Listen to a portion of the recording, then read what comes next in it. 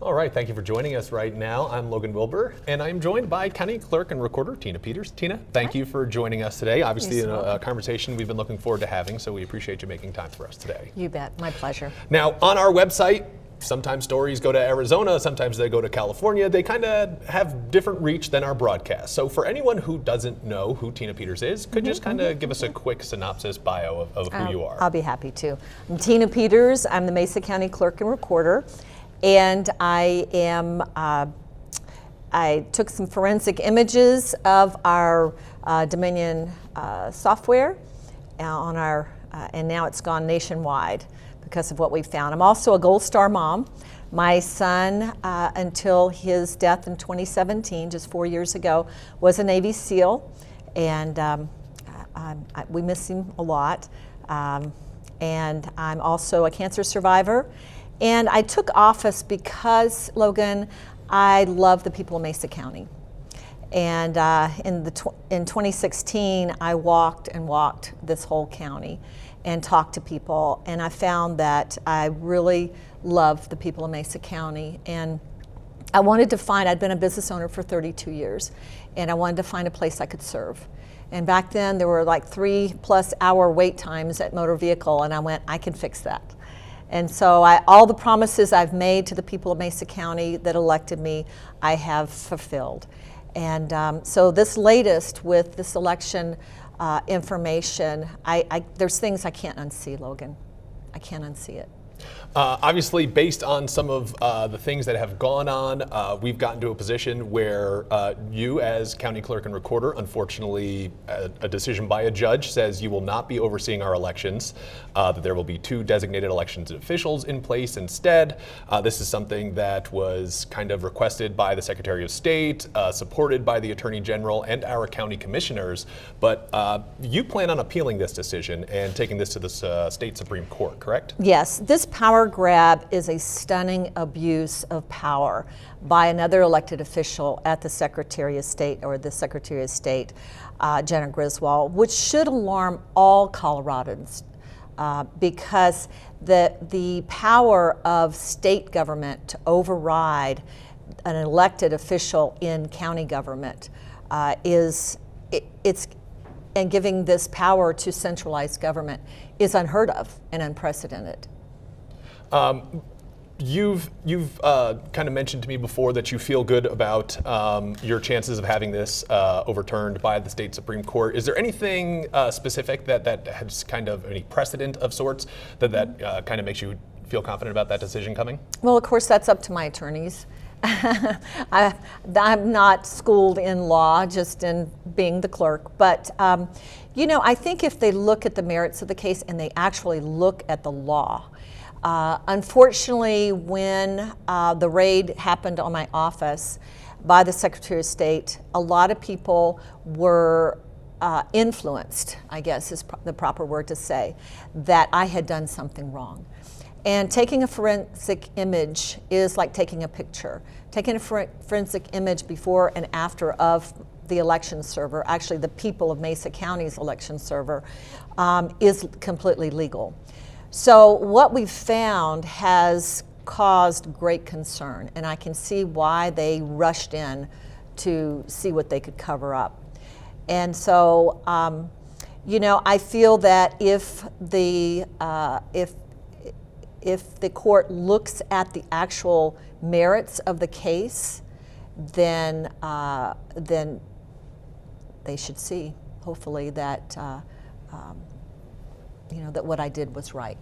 All right. Now, a lot of this stems from a date back in May, built around the trusted build. Now, according to the Secretary of State's office, and I believe this is also documented in your forensic report, there is an image that was taken of the hard drives, and back on May 23rd, another from the 26th with the trusted build on the 25th. The two show different things. I know you mentioned that there are some deleted files, but there's a lot going into this that kind of shapes where we're at. I know, according to the Secretary of State, certain people were in the room and weren't supposed to be. According to her, according to your office, these people were allowed to be present. Even things along the lines of the cameras were turned off when they weren't supposed to be. What can you say to that? I know because there was an investigation, it's touchy as to what you can speak about, but this is where a lot of the Secretary of State's problems arise from, and it kind of goes into where your problems are also arising from. These same days built around the upgrade to, or update I should say, to the Dominion voting systems in Mesa County. Okay, well actually this trusted build that was just supposed to be an update lasted a day and a half, so it didn't finish until the 26th. And then after that, the after image was taken. And according to Election Rule 20.9.2, we are not required to have our cameras on except for 60 days before an election and 30 days after. So there was no reason for us to have our cameras on. We were not told to have our cameras on. Half the clerks in the state said they did not have their cameras on. So that was not a requirement. You know, the Secretary of State has ascertained a lot of things, but what we have found from this forensic audit that's done by very, very qualified people that we spoke about earlier has shown some deletion of very important election files. You can't say that one election file is more important than another. All election files, according to the state constitution, are required by me to be kept for 25 months in Colorado and 22 months federally. So by deleting those or allowing someone to delete those records, I would actually be breaking law. Now, I do have, I mean, a quick, not necessarily a full quote from her, but one of the things that the Secretary of State mentions is that none of the files mentioned in your report are under that code, and that it's more about keeping items such as accounting forms, certificates of registration, poll books, signature cards, voter applications, things of that nature, but not necessarily these log files that are mentioned in your report. Okay, the law says election files. Even little tiny strips of paper, if we have an accident and if it relates to the election, they have to be included in the box. So for her to say that some election files should not be kept and some should, I can't find that anywhere in statute. Every election file is important, and the election files that were removed would have made it impossible, Logan, for us to do a forensic audit, which she unilaterally outlawed a few months later, which I believe is another overreach of her power. You know, this is the people's election. Mesa County citizens deserve to know what's inside their tabulation machine, what it's doing. And many of those files, I've talked to clerks in other counties, many of those files are actually corrable on that election. The Colorado Records Act. That's right, that's right. So they can actually get, yes, Colorado Open Records Act. They can actually get copies of that. So, you know, I believe that it's my duty to the citizens of Mesa County to be as open and transparent with our elections as possible. And I'm finding that our very partisan Secretary of State is trying to make it as secretive as possible. So in answer to your question, I would say that every election record is important. And I'll just give you an example, and there's a lot of examples of the election records, and I would encourage everyone to read the report. And you can go on USEIP, which is United States Election Integrity Plan.org. And hopefully you'll put that up on your screen. For every single person, whether you live in Mesa County or Colorado or in other states, to read this report. This is the same files that were deleted in Arizona as well. So, or the same type of thing that was done by this company as well. So go on, read the report, and see for yourself. So some of the election files would be like if I went in and changed something, or someone else went in and changed something on the server. That would record who did it, what they did, what time they did it. It would show a record. All those records are lost. All of them are gone. Now, I know that from the briefing that was submitted to the court, an example was Larimer County actually made a request to keep all files, including those log files. Is that common to you, that a county would actually have to request that all those files are kept, as opposed to those being kind of overwritten or removed?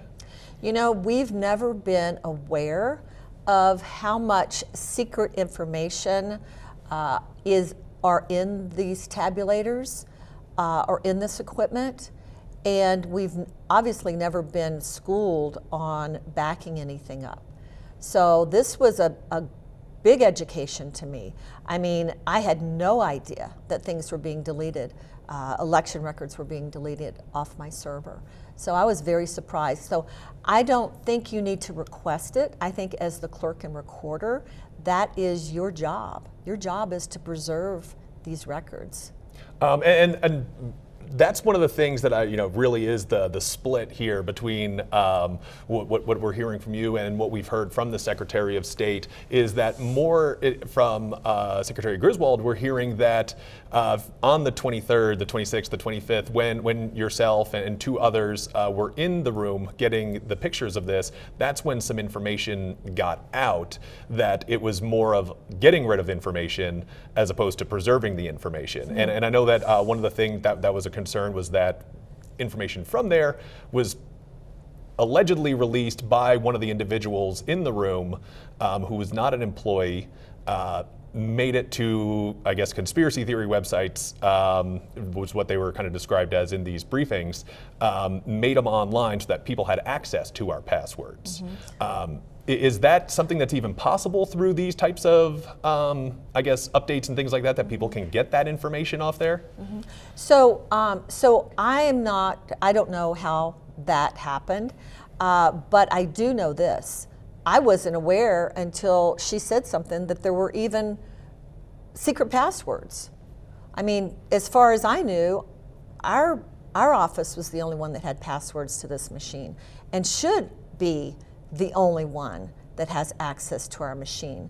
For anyone to have a backdoor password to our elections equipment that we don't know who's coming in, who's doing what, without the clerk's knowledge and without the election professional's knowledge, is to me very concerning. Very concerning. That was sort of my next question. As a clerk and recorder, someone who is responsible for overseeing the elections, knowing that passwords made it to the internet, what concerns do you have over that sort of thing? Well, I don't know. I don't know which passwords or what passwords, but I know that in our office, if a password's breached, then you just change your password, right? I mean, that's what we all do. So I don't know. I don't know what she's ascertaining. I don't know why she would have backdoor passwords into my system. That's concerning to me. That should be concerning to every Mesa County resident. Who is able to access our machines without us knowing? And obviously that's one of the things that you've kind of brought up, that there are people who have access that shouldn't, and that's where we kind of get some of these, I guess, breakdowns in security of these elections. Right. There is, and like I said before, please read the report.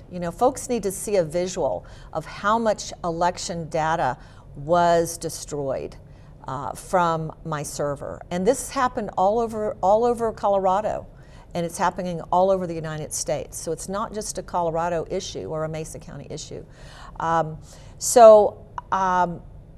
just think that their rush in to decertify the equipment also was very surprising. I mean, they were raiding my office the next day. Well, when you do a forensic image, you put you use a USB port, and just like you would back up your hard drive on your computer, you don't touch any of the other equipment. And all the equipment had chain of custody. And I believe that's what Secretary Griswold is saying, because of the cameras being off, there's no way to prove chain of custody. But you're saying it's common for the cameras to be off, and you can still prove that. Yes. So the chain of custody is a seal, and all the equipment had seals on them. So they, the seals are put on there, written down, logged. All of the seals were intact. So, with Secretary of State Jenna Griswold coming in and decertifying the equipment, I hope the DA has the equipment, because that concerns me. That why was she in such a rush to take out that equipment? What else was in that equipment that we don't know? Now, you mentioned that you'd like to see the DA having those hard drives, but I believe Yes. Similar to you doing a forensic report, the FBI is planning on doing a forensic report, and so is our district attorney.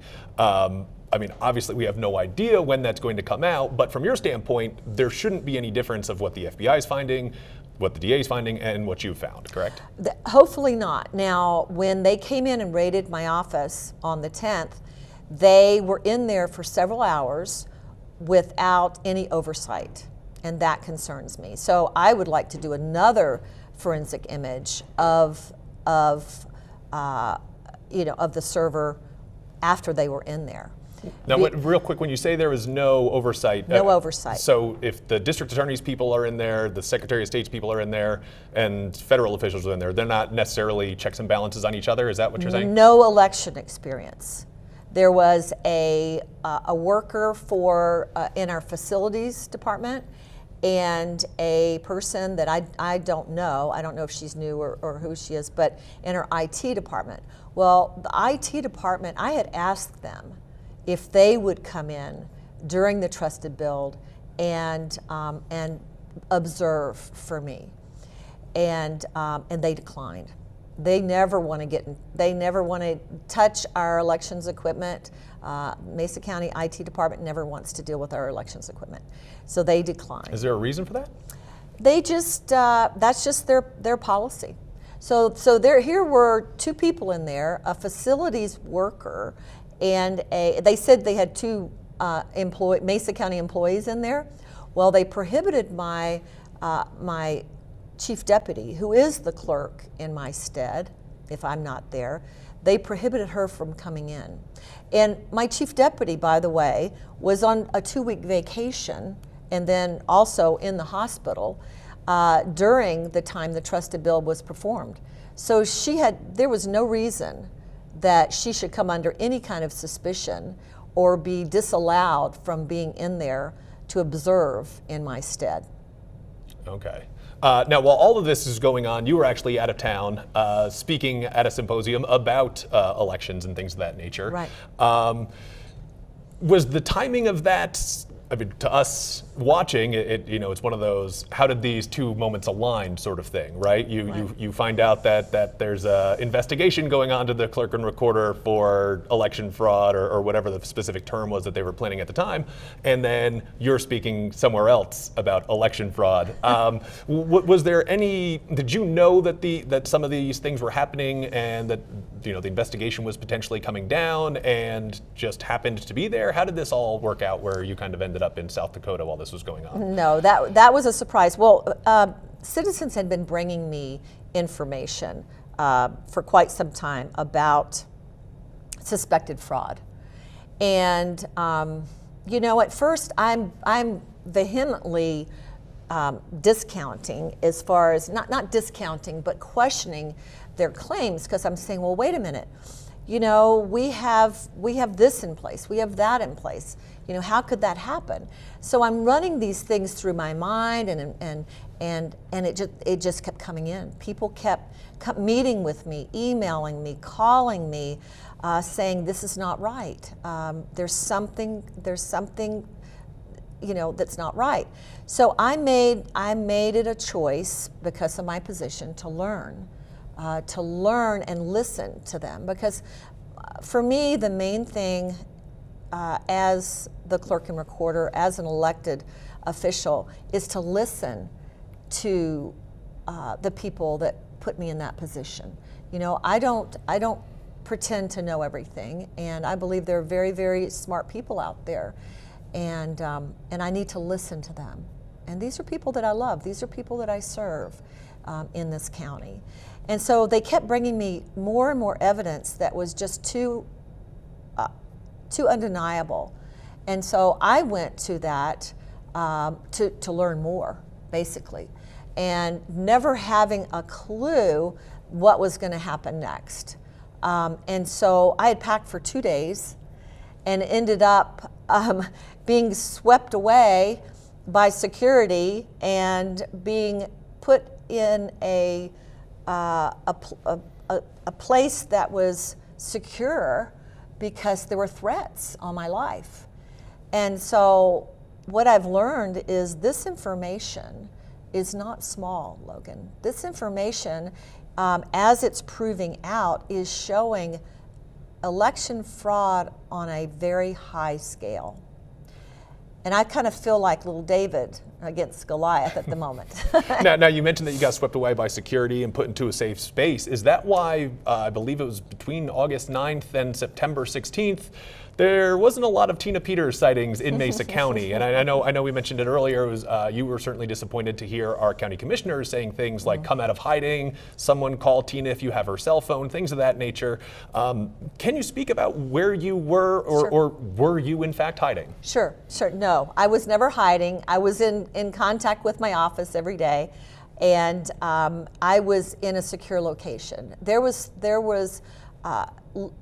legitimate fear for my safety until they could go through the hundreds of terabytes of information on the drive, on the image on the hard drive.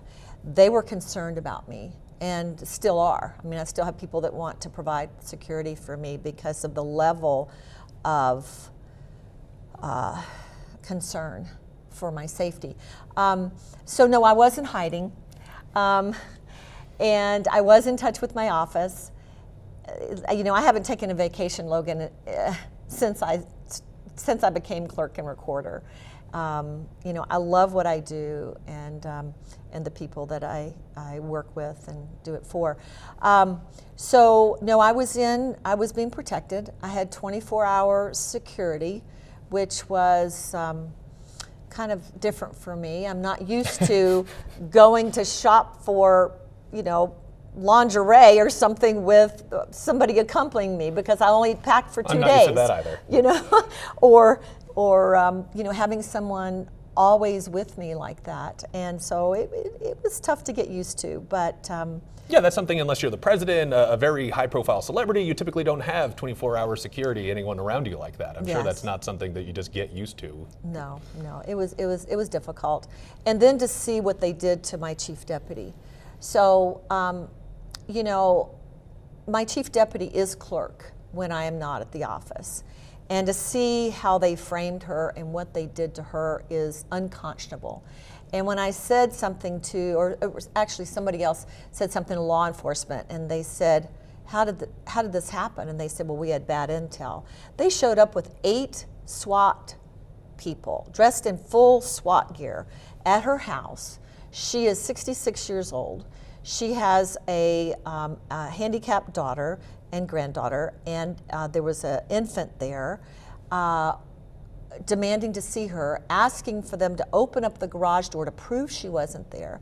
She was actually at an event that night. And then they went to my house and on private property with no search warrant, and started looking in my vehicle and her husband's vehicle and asking questions. And I was on the phone telling them to get off my property, you know.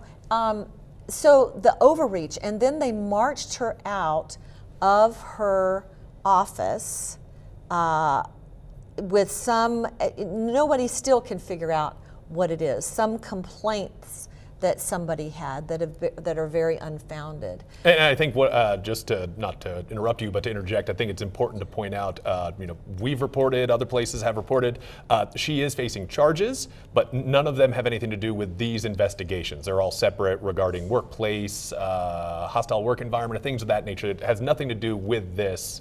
And I think it's easy to get that kind of confused when you hear charges and you hear investigation. Right. Those are separate incidents that are being. Yes, and it was conveniently that, in my opinion, they're trumped up charges to take her out of my office. I believe that this was a true. The Secretary of State's been trying to take over my office since last year, and I believe it was a true effort to cast doubt on her and take over my office. And why do you say that since last year? I mean, obviously you have reasons to believe that. I'm not privy to everything inside your office. Yeah, so. Well, you know, our time's too short to go into it right now, but yes, she has weaponized her office to be very partisan.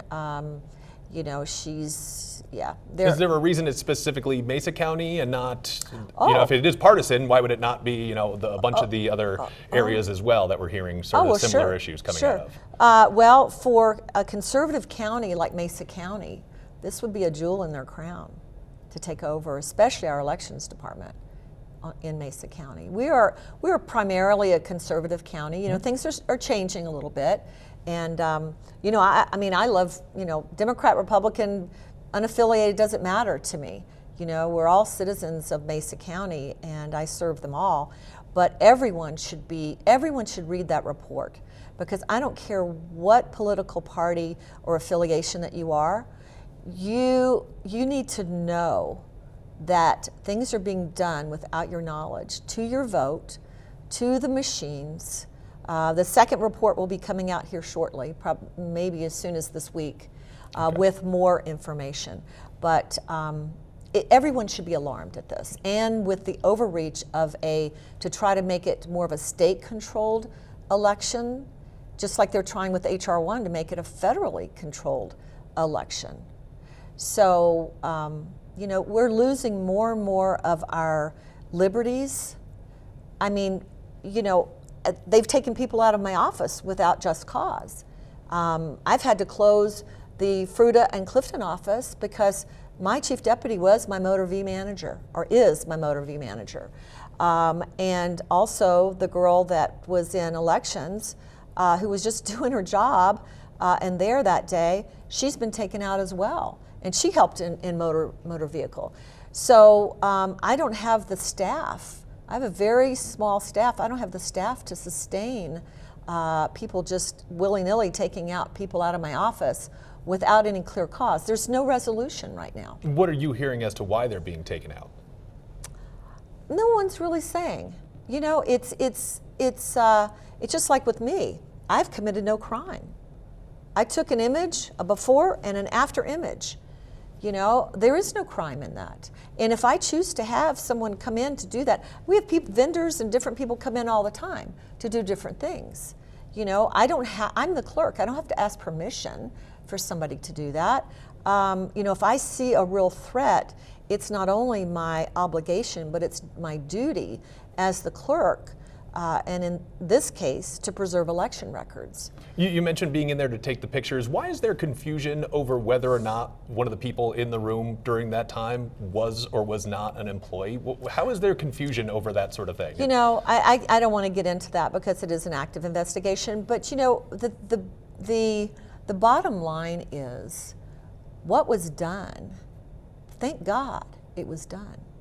Otherwise, we would have no idea 29,000 election files were deleted off of the Mesa County Citizens server. We would have no idea that I've been told for years that these devices are not connected to the internet, and they are. Is it I guess it's kind of negligible. I know from reading the report, sometimes it says connected to a server, sometimes it says connected to a LAN, but you're saying specifically it's connected to an internet that can be accessed from outside. Yes, in the report, in the second report, it will go into detail about how insidious this software on that server, and it should not be. Think about a tabulator, Logan, as just a scanner. It's just a scanner. You know, it's meant to feed something in, scan it to ascertain, you know, what's on it, and then to count it and feed it out. Why is there so much complicated, sophisticated software on a scanner? Obviously, I'm not an elections expert. I don't know, you know, that sort of thing. Yeah. I mean, I do understand where you're coming from with that. I remember the one time, I think it may have been while you were in South Dakota, you mentioned it's similar to a Scantron, where it should only be looking for which bubble is filled and things of that nature. Obviously, I don't know what other information they need. Based on some of the briefings that I've read, it looks like, you know, of course, they want to know more than just, did you pick 4A yes or 4B no, those sorts of things where it says, where are you from, what's your gender, what's your name, address, et cetera. But you're saying that stuff doesn't need to be compiled there. No, the tabulation machine is just to tabulate the votes. And I was in the final stages of procuring another vendor. The name of the vendor is Clear Ballot, which is accepted. There's 2 other counties in Colorado that use Clear Ballot, Douglas County and Garfield County. And I was in the final stages of actually procuring a contract with them. Already had the contract, had submitted it to the commissioners, and Janet Rowland was going through purchasing, going through the clearance.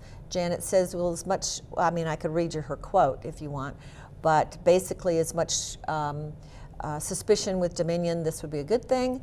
And we were planning to, or she had mentioned that we could pay the last 2 years of Dominion, which was about $90-some thousand, so it would have been about $180,000, and go ahead and go with Clear Ballot.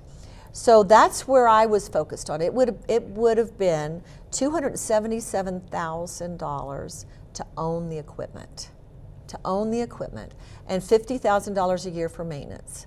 Whereas with the Dominion equipment, we lease it. In 2 years, we will have already spent $750,000 on Dominion equipment. And by the time this contract that the commissioners entered into with them, it's going to be close to $1 million or maybe more. So, and that most recent contract is an extension at, I believe, $96,000 a year to lease the equipment. Okay, so $96,000 a year, and then it goes up every year. I believe it might be 2%. I'd have to check. But as opposed to Clear Ballot at $50,000 a year, and once you pay for the equipment with Clear Ballot, you're done. So we're talking $277,000 to own the equipment, and then $50,000 a year to continue their contract. And so that was already in place, and for them to rush in. And so, Logan, for them to rush in and decertify the equipment and then say, oh, now we don't have anything to do the election.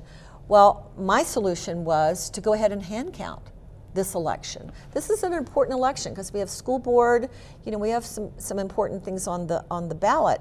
But my idea was, okay, well, we don't have any tabulation equipment, we'll just hand count it. So guess what they're going to do? They got more Dominion equipment. They're going to run it through that. They're going to run it through a Clear Ballot. Then they're going to do a hand count. How much do you think that's costing the Mesa County taxpayer? I couldn't guess outside of the $96,000 this year for the new equipment, but I'm sure there's costs that we aren't aware of. Yeah, and to have Sheila Reiner, who was a big proponent of my recall last year, who was the treasurer, come in, which I've only seen her once at the office, and then appoint Wayne Williams, who I haven't yet to see him at the office. So I wonder how much that's costing the county. And where is my elections director that I'm paying $90,000 a year? Where's she?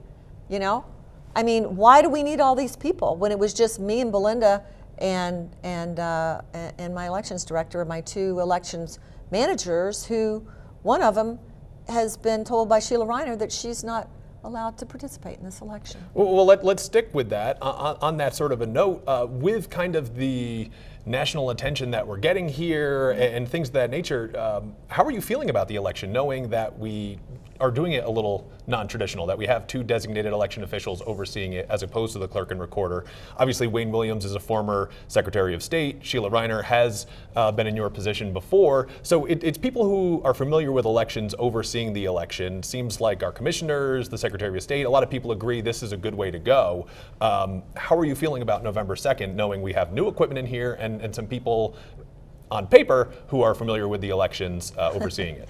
They may be familiar with elections of the past, but with House Bill 19-1278, there were so many changes to the election law, and there have been for the last couple years. I mean, Secretary of State Jenna Griswold has passed so much election regulation and rule that there's no way that someone that used to do it years ago could walk in and have that knowledge and that information. Even for something more like the municipal elections and things of that, as opposed to a 2024 presidential election? There are, everything that we do in the clerk and recorder's office is governed by statute.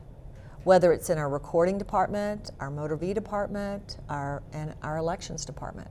And that changes sometimes daily with new rules being passed down and that sort of thing. So there's no way that they could have the knowledge and the information. They're there as in my opinion, they're there as a statement of we don't like what you did, so we're going to show you.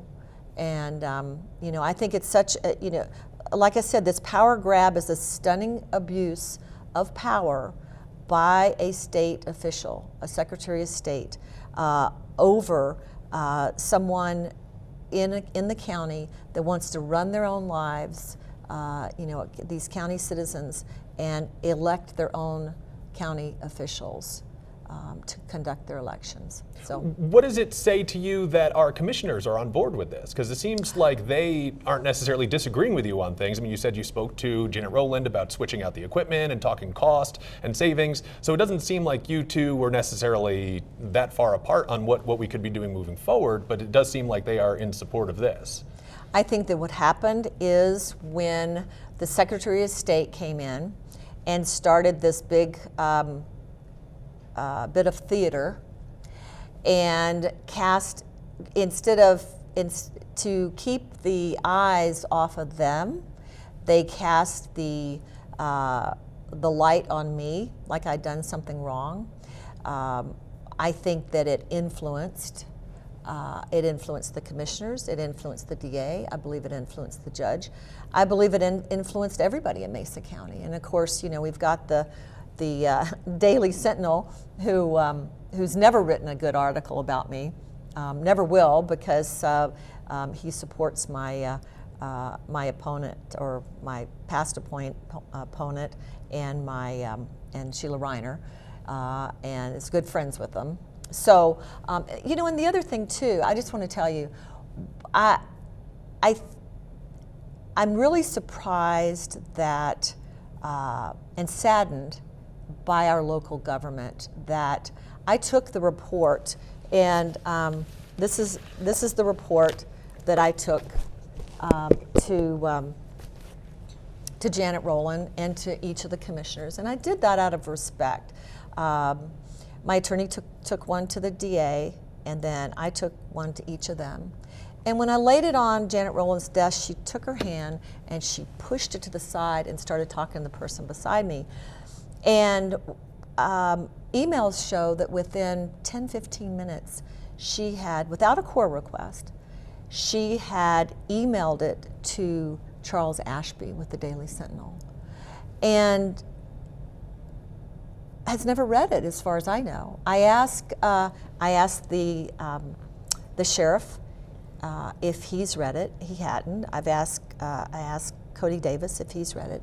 So nobody's read this, which I will say a couple of us here at the station have. We did not get through all 83 pages when you're looking at some of the appendixes and images and things of that nature. But I will say there's a handful of us here who have read it. Good for you. Good for you. Not to get an applause, but just want to make sure that there are people who are reading it. So. Good. And I really do believe everybody needs to see it.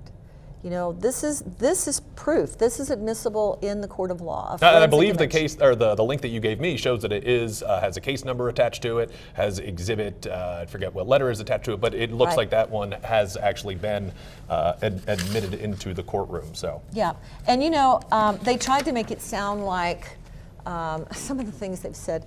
They tried to make it sound like some guy in his basement with a free software program is the one that did it. Let me just read you a couple things. This is Doug Gould's biography, and anybody can get a copy of this. And he is the guy who's in charge of the company that overdid the site. Yes, he is doing the forensic examination and analysis.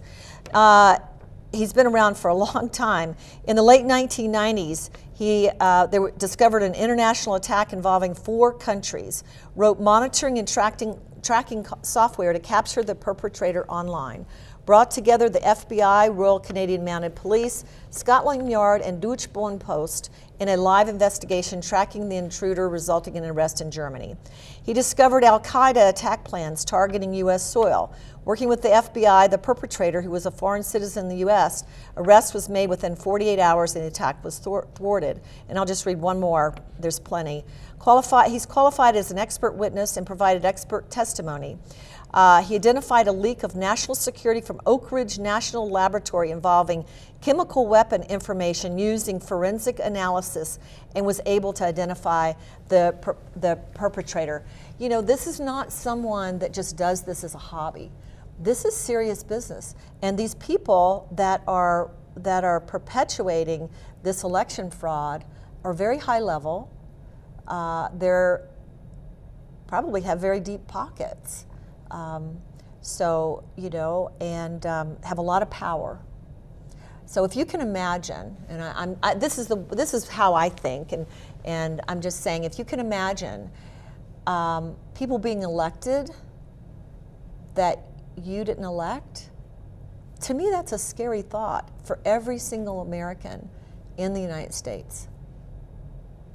And you mean more so that the votes may not be what the votes were, as opposed to Absolutely. I voted for person A and person B won. If person yes, that the vote count is not accurate, and this next report, and like I said, I encourage people to read it. Read this first report. It's really not that difficult. I don't want it to be intimidating to people because, you know, there's a lot of screenshots. Yeah, I mean, I mentioned before, it's 83 pages, but it's not 83 pages of just, it's not a thesis. It's right. There's a lot of pictures to show what you're talking about, what files are being discussed, and things of that nature. Exactly. And then the second report will talk about how they've been able to come into the server, the election server, without my knowledge or without any election official or clerk's knowledge, to come in and out at will. Well, let me ask you this, because there are a couple things that I still want to get to on this, but sort of, you know, kind of orbiting on the outside. Sure. Krex has had conversations with you a number of times, and even as recent as, I guess, end of June, early July, you and I had been in contact talking about the All-Star game coming into Colorado because our elections were so good. Right. And we have had conversations with your office about the success of Colorado elections. But now it seems like we've kind of flip-flopped onto the other side of, well, let's pull back the reins. Colorado's elections aren't that safe. What is the change for you from going from, yes, Colorado has safe and secure elections, to we've got to really look into this? It was a really difficult change for me because I have been by the Colorado Secretary of State's office and, you know, other folks been schooled in our equipment is air gapped, which is statute. And what does that mean for anyone who's watching? Air gapped means that there is no possibility for it to be connected to an outside source, to the internet, okay, which is not true. In this case. And I'd been schooled in this. So when people kept bringing me their concerns, you know, at first I was just like, no. And I told the talking points that I had been taught. But after a while, and you start looking at things, you can't unsee. You can't unsee certain things. When I was looking at, when I was in the room during the trusted build and I'm looking at the screen and I see where it says Wi-Fi enabled, and I'm asking the gentleman, what about, it says Wi-Fi enabled, oh yeah, but you can't, but we can. And it was like, whoa, I mean, certain things you just can't unsee, Logan. And I thought, there's more to this than we know. And then when this forensic image examination came out, I went, wow. You know, I feel grateful to God. I feel very thankful that, I mean, I'm in a very difficult space, you know. I mean, I'm being attacked from, you know, pretty voraciously. But you know, when you're on the right side and you're doing what's right, and my heart is to the citizens of Mesa County to protect their vote. You know, you don't know how strong you can be until that's the only choice you have. And I will not, the fight is just beginning, and I will not give up. You know, I don't think the citizens of Mesa County would want me to give up. I think they want to know. I certainly believe that as well. I know a lot of people are kind of searching for answers, searching for resolutions. You mentioned that you're kind of being attacked. I remember shortly after your appearance in South Dakota, there was a couple things that you said there that I'm walking through the grocery store deciding what cereal I'm going to choose, and someone comes up to me asking, why did Clerk Peters say this? Why did Clerk Peters say that? I obviously didn't have an answer. I can't speak for you. Okay. But the thing that really got a lot of people was you compared the investigation into your office while you weren't there to Nazi Germany. And obviously, as you can imagine, that rubbed a lot of people the wrong way. People who said, I love Tina, but how could you say that, Was that a poor choice of words on your part? Or from what you're saying, is it kind of just, there's a power that just wants all power? Like, again, the choice of comparing it to Nazi Germany didn't sit well with a lot of people. And I know that certainly was something that I heard, again, in the supermarket, someplace that I would never expect to be kind of yelled at by somebody. Okay. Well, let me put it this way. If Jenna Griswold gets her way, in this case, it will fundamentally shift the power of running local elections from the county clerk to a partisan Secretary of State in Denver, eroding the checks and balances that make our elections fair and transparent. So yes, I did feel that that my office being raided, because I had sent them. I mean, that's back when the pass at Glenwood. Remember, it was blocked. So I said, well, it's going to be difficult for you guys to get over here. I'll be back in a couple days, and then, let's talk. Oh no, they were right on it, and I think they were panicked. I really do. I think they were panicked. They thought, they know. Obviously, they know what's in the server. I didn't know what was in the server until we started getting the reports. So the comparison was more of a authoritarian rule, a totalitarian rule, as opposed to what people... It's basically, my meaning in that remark was that someone that has power can exert that power without constraint. So, someone that comes in to another elected's office, unannounced, without, I feel like without provocation, but because I didn't release, whatever they say I did. And I think the truth is going to bear out that what I did was right. Obviously, we're waiting on a couple more forensics investigations. We have the district attorney, the FBI, as we mentioned earlier. We don't know when that's going to come, but we do know that in about 5 weeks, we have another election. You've already kind of explained why there still may be a few concerns there. How do we move forward from this in the meantime? I mean, it doesn't matter what certain facts may say right now. There's people that are just going to pick a side because one of their friends, one of their elected officials says so. We're in a point where sometimes information doesn't necessarily matter. It's, I've always thought this, I've always thought this. So how do we move forward without that divide when we have such a high profile topic in our area? Well, I think that you have to, you have to give people freedom to choose. You can't control people's thoughts and the way they feel about things. The only thing I would say is for them to look at the facts, read the forensic examination and analysis and the next report that's coming out, and decide for themselves. And if there is any doubt in their mind, this bears scrutiny. It does. And I believe it should change the way we do elections. I wish that we had clear ballot, in my office. And, I think moving forward after this election, I don't think anything's going to go wrong in this election. They're putting it through 3 checks. So I've assured candidates that I've seen, I said, I don't think you need to worry about this one. I was concerned. There were a lot of people concerned about the city council election. They were very surprised of the outcome. Some had come to me with disturbing information that I considered, and of course the 2020 election. I even had the GOP chairman come to me. He says, "Well, Trump won here, but not by as much as he should have." And I kind of discounted it. I thought, you don't, until the evidence mounts, Logan, you don't really start taking a look at something. But when you start seeing, there's a saying, if it quacks like a duck, it's a duck, And when you start seeing revelation and then constant reaffirmation of concerns, that's when it's my job to get involved. You brought up the city council. I know that there was a few things mentioned in a Washington Post article of all places, kind of talking about some of the concerns over our city council election, that some people expected certain candidates to win, that there was a third party that was looking to make Grand Junction a sanctuary for constitutional laws. Is that kind of where you're getting at? With there was things brought to your attention where people said, hey, how are these candidates not getting the votes that we thought? Mm-hmm. Well, yeah, and just cumulative together, everyone, I listen to everyone.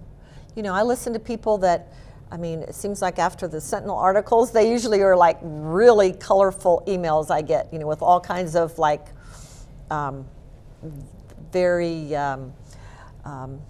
obscene, let me just put it that way. Some language Grandma wouldn't be approving of? But then again, I have people coming to my motor vehicle. I had somebody the other day, I had two people actually that day, come and slip my clerks a message saying, we want to contribute to your defense fund. And there is a defense fund. It's called standwithtina.org, where if people would like to, they're welcome to go there in my support. But I would really love for people to go to useip.org and read the reports. Read the reports. Become educated, folks. I really, I think you'll see.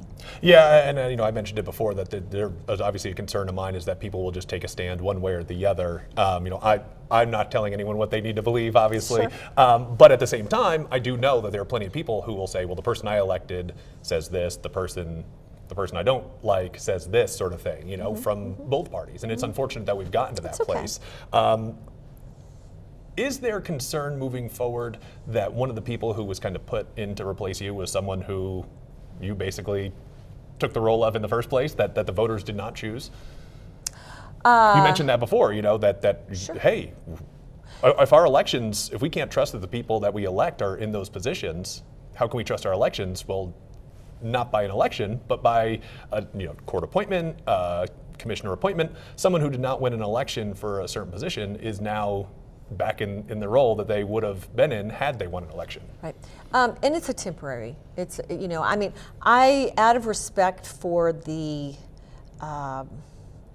people running in the school board race, I chose to not make a big ruckus when I came back to town, because it's not about me here.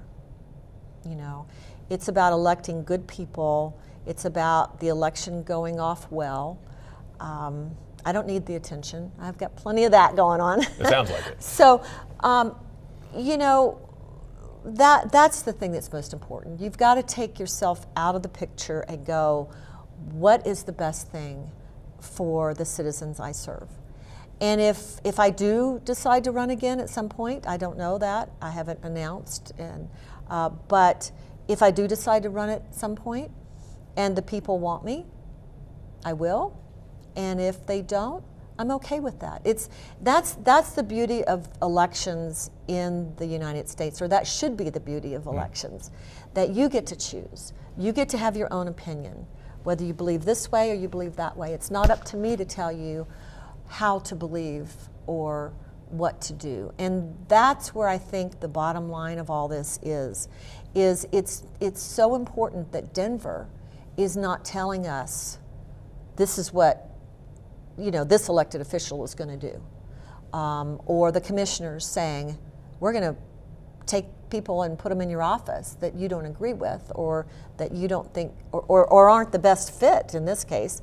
I think that's a huge overstep of one elected official over another one.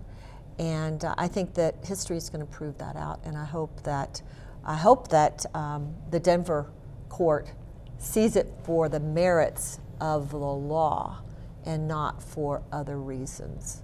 Obviously, you've had a lot of support from the community. We've seen that when you made your return to town. I know you were at Appleton Church, I believe, speaking to some people and thanking them for their support. Not too long ago, we had you at the Old County Courthouse.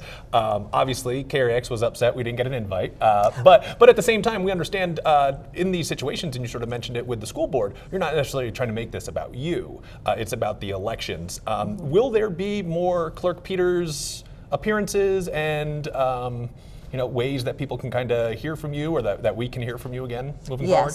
Yes, there will be. And like I said, I didn't want to make this about me right before the election. I want everyone to focus on voting, please, for your candidates and for your issues. Yes, I will be speaking out more because, like I said, it's important for every citizen to know. And it's important for me to be able to talk to them and tell them the truth and let them decide.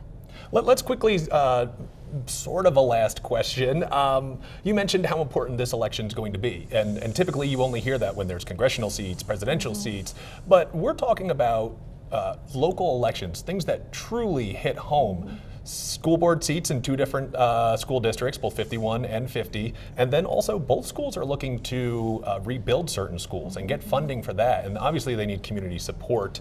A few other things, marijuana taxes and things of that nature on the ballot. Can you just kind of talk about why this truly is important and not something that people should sort of say, well, there's, my candidate, my president isn't up for, that seat isn't up for grabs, why do I care? Why is this important to you? Every election that happens is important. And the reason for that is because every election determines the foundation for your community, and then you build from that up. So it is important for people to get involved. When I got involved in 2016, the reason I started walking and talking to the great citizens of Mesa County was I went to a meeting and I was one of 8 people there, and I looked around and went, oh my gosh, I've got to get involved. I'd always been focused on our business and the things that I had to do for us and our family and ourselves. And it totally shifted my view to, I need to be more community minded. I need to give back to people. And I think that we do tend to, we get more inward. But while we're being inward and not paying attention, there are other forces that are very active that are trying to take away our liberties. And I think so it's very important that everyone gets involved, and it starts with our local elections. Yes. Well, Clerk Peters, I can't thank you enough for sharing this time with us today. I know it's been difficult for you to kind of get your word out, share your side. As you mentioned, when you're under attack and under secure lock and key to make sure that you're not in danger, obviously going to be difficult to make appearances and talk. So we certainly appreciate you making time for us here at Krex, and look forward to speaking to you again in the future. You bet. Thank you so much. Thank you for having me. Appreciate it. Thank you.